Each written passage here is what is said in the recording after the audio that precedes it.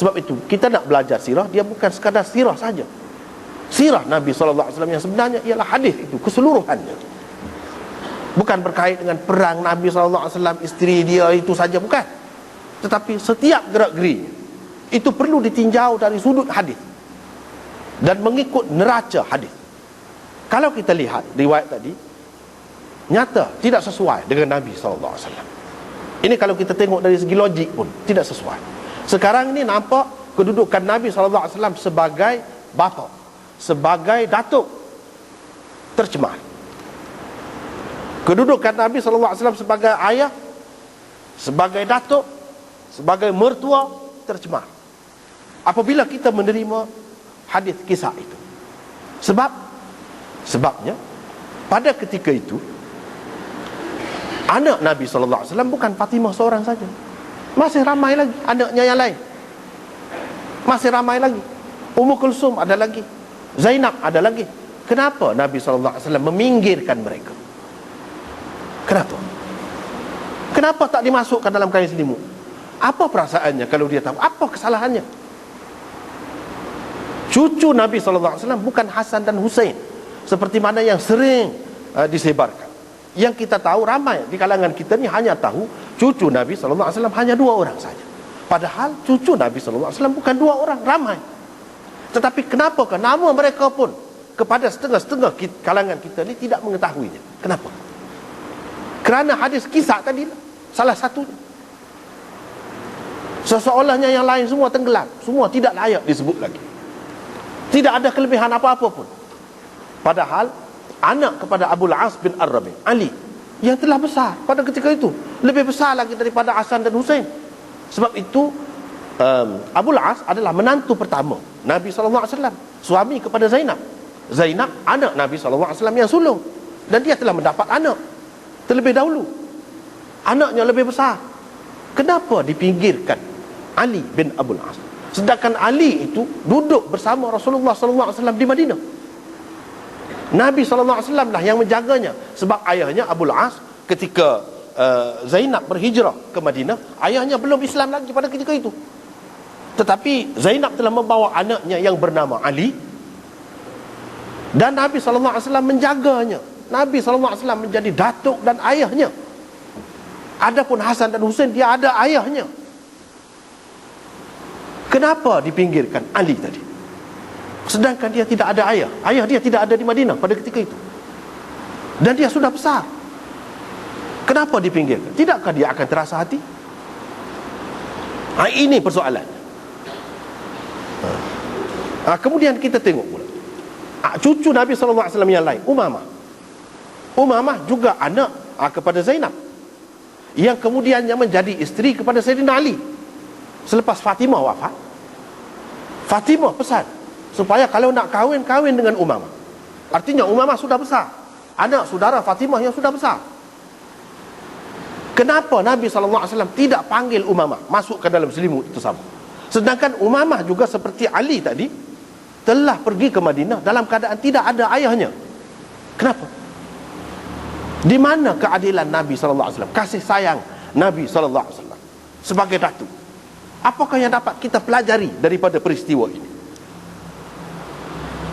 Apakah yang dapat kita pelajari? Adakah seorang datuk yang baik ialah datuk yang meminggirkan cucu yang dipeliharanya daripada kecil, dan mengambil anak cucu yang mempunyai ayahnya masih ada di situ?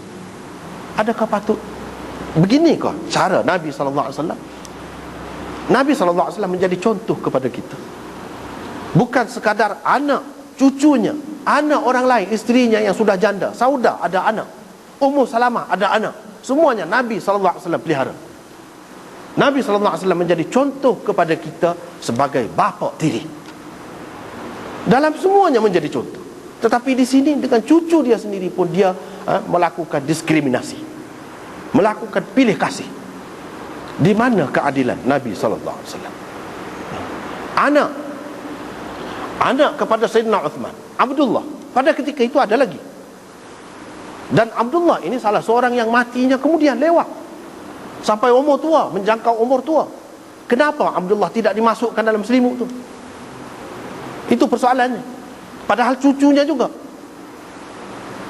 Dan Ruqayyah tu anaknya, Ummu Kulsum pun anaknya, Zainab pun anaknya. Kenapa tidak dimasukkan dalam selimut itu?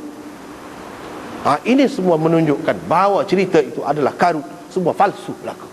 Dia adakan oleh Syiah dan termasuk dalam riwayat Syi'iyah.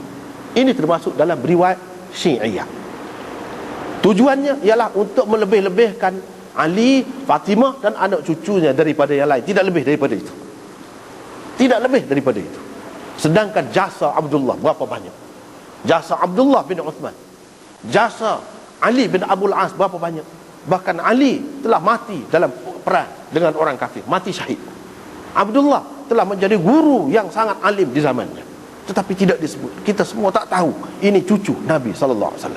Tetapi yang disebut-sebut Hasan dan Husain. Padahal kalau dikaji dalam sejarah, dalam sirah Nabi SAW, bahawa Hasan Husain pada ketika itu, dalam peristiwa itu tidak wujud lagi. Pada ketika turun ayat Ahzab tadi, tidak ada lagi. Sebab ayat Ahzab itu pada tahun keempat, kelima paling lewat mengikut ahli tafsir, tahun yang ke-6. Sedangkan Hasan hanya baru lahir pada tahun yang ke-7. Macam mana dia nak ada masuk pergi berjalan macam orang besar? Sudah tua. Tidak ada siapa pun yang memimpinnya. Dia pergi, Hasan pun pergi macam orang yang sudah besar. Husain pun pergi macam orang yang sudah besar bila dipanggil oleh Nabi SAW. Sedangkan Husain lahir pada tahun yang ke-9 Hijrah. Ini jelas kalau kita perhatikan dalam hadis-hadis Nabi SAW. Sebab Hasan disambut kelahirannya oleh Asma binti Umais. Berdasarkan riwayat Bukhari, riwayat lain-lain itu semua disebut.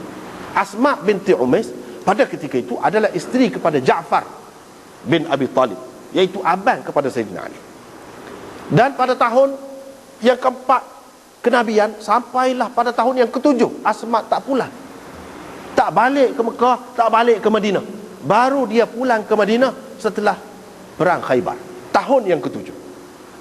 Macam mana dia nak sambut kelahiran Hasan kalau dia tidak ada di Madinah? Di Mekah pun tidak ada. Hasan itu lahir di Madinah. Di Madinah baru dia sampai pada tahun yang ke-7. Sedangkan ayat itu turun sebelum itu. Kalau kita tengok dalam riwayat tadi, bila turun ayat itu Nabi pun panggil. Sedangkan ayat itu sudah lama turun. Hasan tidak ada lagi. Husain lagi jauh, tahun yang ke-9. Tahun yang ke-9 berdasarkan riwayat-riwayat kita. Dengan sebab itu, perkara-perkara yang seperti ini perlu dibersihkan. Kalau tidak, pencemaran ini akan melibatkan, akan mengakibatkan kerosakan akidah dan kesilapan dalam menanggapi sejarah, sirah yang sebenarnya. Nabi SAW akan dianggap sebagai seorang yang tidak adil, tidak layak pun menjadi contoh. Ini akibatnya. Ini akibatnya. Nabi SAW sekarang ini sudah tercemar sebagai mertua, sebagai ayah, sebagai datuk. Sudah tercemar kerana tersebarnya hadis kisah tadi.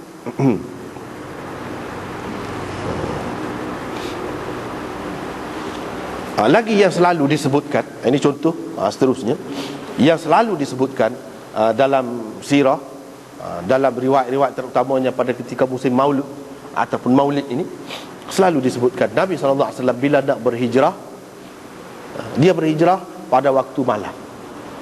Pada waktu malam. Dan Nabi SAW suruh, perintahkan supaya Ali tidur di tempat tidur, dan orang-orang kafir tidak masuk ke dalam rumah. Mereka ingat Nabi SAW sedang tidur, padahal Nabi SAW sudah keluar. Ini selalu diceritakan.